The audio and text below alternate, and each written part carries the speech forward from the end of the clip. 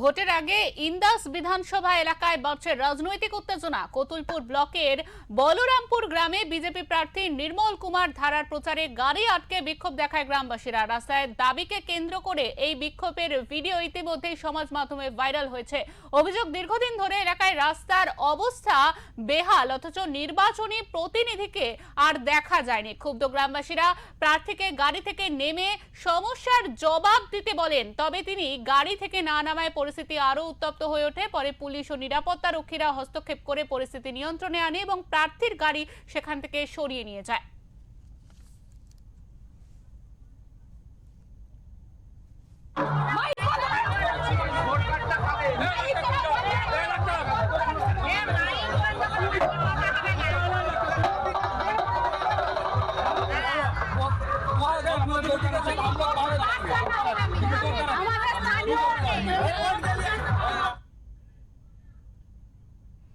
আমাদের সঙ্গে ইতিমধ্যে রয়েছেন আমাদের প্রতিনিধি। আমরা জানতে চাইবো যে এই যে প্রার্থীকে ঘিরে অসন্তোষ, এই অসন্তোষের কারণ কি বলে জানা যাচ্ছে? দেখো, তোমাকে প্রথমেই বলি যে কতুলপুর ব্লকের যে বলরামপুর গ্রাম আছে সেখানের বিশেষ করে ইন্দাস বিধানসভার যে বিজেপির প্রার্থী নির্মল কুমার ধারা, তার কিন্তু গাড়ি আটকে মূলত কিন্তু বিক্ষোভ দেখান গ্রামবাসীরা। গ্রামবাসীদের দাবি যে রাস্তার দীর্ঘদিন ধরে বেহাল অবস্থা হয়ে থাকায় তারা কিন্তু একাধিকবার ইন্দাস বিধানসভার যিনি বিজেপির প্রার্থী, তিনি কিন্তু ইন্দাস বিধানসভার বিজেপির বিধায়কও ছিলেন গত 5 বছর, কিন্তু কোনো রকম কোনো কাজ করেননি। এবং তার পাশাপাশি গ্রামবাসীদের একটাই দাবি যে রাস্তা সংস্কার নিয়ে তাকে যখন অভিযোগ জানানো হয় তিনি তখন গাড়ি থেকে নামতে নাকচ করেন, এবং গাড়ি থেকে যখন নামতে নাকচ করেন তখন কিন্তু ক্ষুব্ধ হয়ে যান গ্রামবাসীরা, যার ফলে গ্রামবাসীরা কিন্তু বিক্ষোভ দেখান।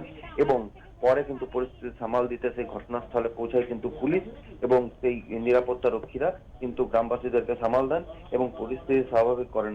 অন্যদিকে যে ইন্দাসের তৃণমূলের ব্লক সভাপতি শেখ হামিদ, উনি দাবি করেন যে একাধিকবার বিধায়ককে গ্রামবাসীরা জানিয়েছেন বিভিন্ন সমস্যার কথা, কিন্তু যেহেতু ইন্দাসের যিনি বিজেপির বিধায়ক ছিলেন তিনি কোনো রকম কোনো কাজ করেননি এবং তিনি বর্তমানে বিজেপির প্রার্থী হয়েছেন, তাই ওনাকে সামনে হাতের কাছে পেয়ে ক্ষুব্ধ হন গ্রামবাসীরা এবং বিভিন্ন অভিযোগ নিয়ে বা রাস্তার সমস্যা নিয়ে বা বিভিন্ন সমস্যার কথা নিয়ে যখন গ্রামবাসীরা তার সাথে দেখা করতে যান, দেখা তো গত 5 বছরে পাননি। হ্যাঁ, গতকাল যখন হাতের কাছে পেয়েছেন বিজেপির প্রার্থীকে, তখনও আবার যখন বলতে যান তাদের অভিযোগের কথা, তখনও কিন্তু তিনি গাড়ি থেকে না নেমে আসেননি। তাই সে নেমে না আসার ফলে কিন্তু ক্ষুব্ধ হয়ে পড়েন খুব গ্রামবাসীরা, যার ফলে কিন্তু তারা কিন্তু বিক্ষোভ দেখাতেই থাকেন। পরে তারপর পরিস্থিতি সামাল দেয় পুলিশ এবং পরিস্থিতি নিয়ন্ত্রণ করে। শুভম, জানতে চাইবো যে যিনি প্রার্থী মানে যাকে নিয়ে গ্রামবাসীদের বিক্ষোভ, তিনি কি কিছু জানিয়েছেন সংবাদ মাধ্যমের কাছে? না, তিনি কিন্তু কোন রকম কোনো প্রতিক্রিয়া দিতে চাননি। আমরাও জিজ্ঞাসাবাদ করেছিলাম ওনাকে, তিনি কিন্তু আমাদের প্রশ্নের কিন্তু উত্তর এড়িয়ে যান এবং তিনি বলেন যে আমি এই বিষয়ে কোনো উত্তর দিতে চাই না। এবং যেই ভিডিওটি ইতিমধ্যেই সামাজিক মাধ্যমে ভাইরাল হয়ে যায়, যে গাড়ি থেকে নেমে আসা সেই বিজেপি প্রার্থীর ভিডিওটি ইতিমধ্যেই কিন্তু ভাইরাল হয়ে যায় এবং ভাইরাল হয়ে যাওয়ার পরেই কিন্তু সেখানে কিন্তু বিজেপির কিন্তু ভাঙন দেখা দিয়েছে ইন্দাস বিধানসভা কেন্দ্রে বিজেপির মধ্যে। এবং এই তৃণমূলের একটাই দাবি যে সেখানে বিজেপির গোষ্ঠী কোন্দল আছে, যার জেরেই কিন্তু কোনো বিজেপির নেতাকর্মীও কিন্তু ওই সেই যে বিজেপির প্রার্থী ওনারা কিন্তু কোনো রকম ভাবে কোনো সহযোগিতা করছেন না এই এলাকায়। একদমই শুভম, তোমাকে অনেক ধন্যবাদ। আমাদের সঙ্গে ছিলেন আমাদের প্রতিনিধি শুভম কর্মকার। তিনি জানাচ্ছিলেন যে ইতিমধ্যে যে বিধানসভা ভোটের আগে প্রার্থীদের বিভিন্ন জায়গায় ভোট প্রচারে দেখা যাচ্ছে, সেই ভোট প্রচারেই বেরিয়ে কিন্তু ইন্দাস বিধানসভা এলাকায় বাড়ছে রাজনৈতিক উত্তেজনা এবং কোতুলপুর ব্লকের বলরামপুর গ্রামের বিজেপি প্রার্থী নির্মল কুমার ধারার প্রচারের গাড়িকে আটকে কিন্তু বিক্ষোভ দেখান সেখানকার গ্রামবাসীরা এবং তাকে গাড়ি থেকে নেমে এসে উত্তর দিতে বলেন, কিন্তু প্রার্থী গাড়ি থেকে না নামায় আরো অসন্তোষের সৃষ্টি হয় সেখানে।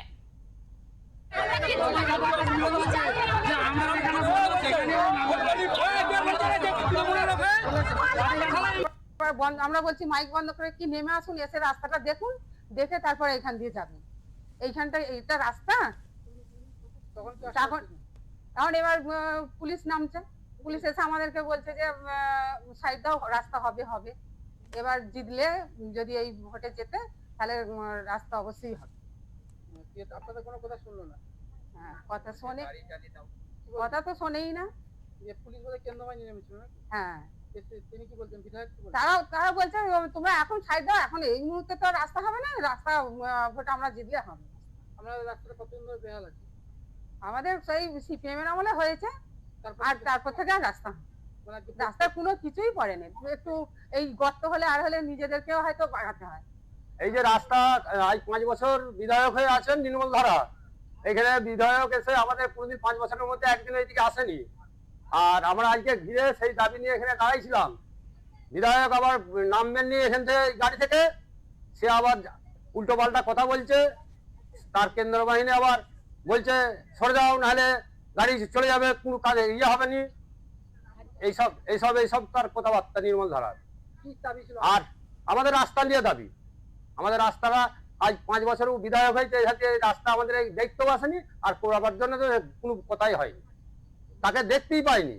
আর ভোট এলে পরে একটা রজনীগন্ধা মালা পরে আর একটা অন্য ঝুলিয়ে চলে এলো যে ভোট দাও, জোরহাত করে ভোট দাও, ওই জয় শ্রীরাম করে চলে এলো, তাহলে ভোট পেয়ে যাবে। এইটাই আমাদের দাবি, আর কিছু দাবি নয়, রাস্তাটার জন্য দাবি আমাদের। নির্মল ধারার সঙ্গে যে পরিমাণ লোক বেরোচ্ছে তাতেই প্রমাণ হচ্ছে যে ওইখানে নির্মল ধারা অবশ্যই জিতবে। এটা শুধুমাত্র তৃণমূলের একটা অপপ্রচার, কিছু লোককে ভয় দেখিয়ে, মহিলাদের, ঠিক আছে, পরিষ্কার থ্রেড কালচার, ভয় দেখিয়ে তাদেরকে জড়ো করে একটা অপপ্রচার করার চেষ্টা করছে। আর রাস্তাঘাট আমার কথা হচ্ছে করার তো পঞ্চায়েত রয়েছে, পঞ্চায়েত সমিতি রয়েছে, জেলা পরিষদ রয়েছে, তারা কি করছে? তারা কেন করছেন? তাদের তো করার কথা আগে, যার জন্য পঞ্চায়েতগুলো মানে ভোট লুট করে পঞ্চায়েত জিতেছে, সেখানে কোনো ভোট হতে দেয়নি। তা সেসব লোকরা কোথায় গেল? এটা আর কিছু না, তৃণমূল হেরে যাওয়ার আগে আমার কথা হচ্ছে ভারতীয় জনতা পার্টির কর্মীদের ইয়েতে এবং বিধায়কের যে বিধায়ক দাঁড়িয়েছেন তার বিরুদ্ধে একটা অপপ্রচারের চেষ্টা হচ্ছে, আর কিছুই না। 2004 4 মে আসুক, দেখবেন যে তাতে নির্মল ধারা বিপুল ভোটে জিতেছে সাধারণ মানুষের। দেখুন, যেখানেই যাবে সেখানেই বিক্ষোভ দেখা যাবে। তার কারণ হচ্ছে ভারতীয় জনতা পার্টির যে সমস্ত বিধায়করা আছেন তারা নির্বাচনে জিতে যাওয়ার পর 4.5 বছর শীত ঘুমেছিলেন।